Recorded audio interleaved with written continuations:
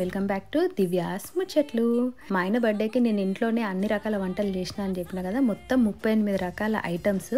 So అన్ని almost veg ఐటమ్సే, ఒక్కటి మాత్రం ఎగ్ ఫ్రై ఉంది. సో అవేంటో చూసేద్దాం రండి.